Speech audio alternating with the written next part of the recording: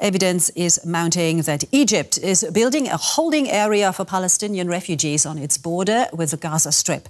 Sources in Egypt say the work is in response to a possible Israeli offensive on the Gazan city of Rafah, despite international pressure. These satellite images show what appears to be construction work underway close to the Egyptian border with Gaza. Video released by the Britain-based NGO Sinai Foundation for Human Rights also shows building going on in the area.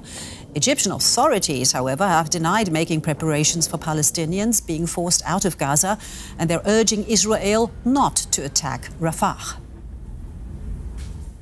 Well, for more, I'm joined now by journalist Karim El-Gahari, who has been following developments from Cairo. Good to have you with us there, Karim. So what do you make of that? The Egyptian government denying it's preparing for a possible Palestinian exodus from Gaza. What are you hearing?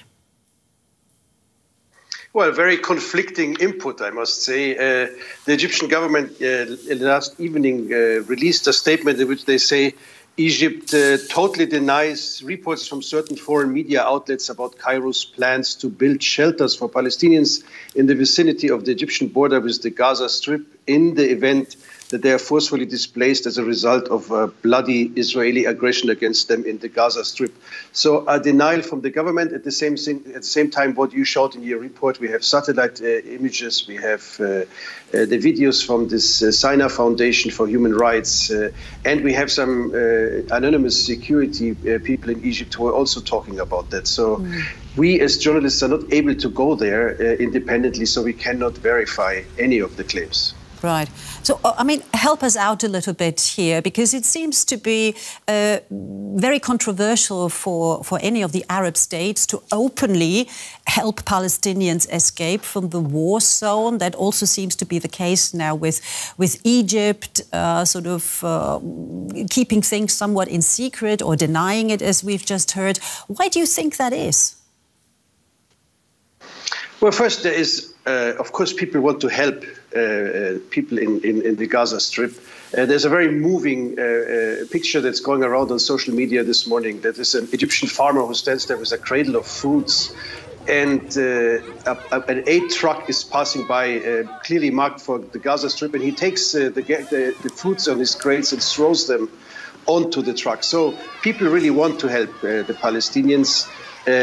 There was also hundreds of trucks trying to get in from the Egyptian side, being blocked by the Israelis.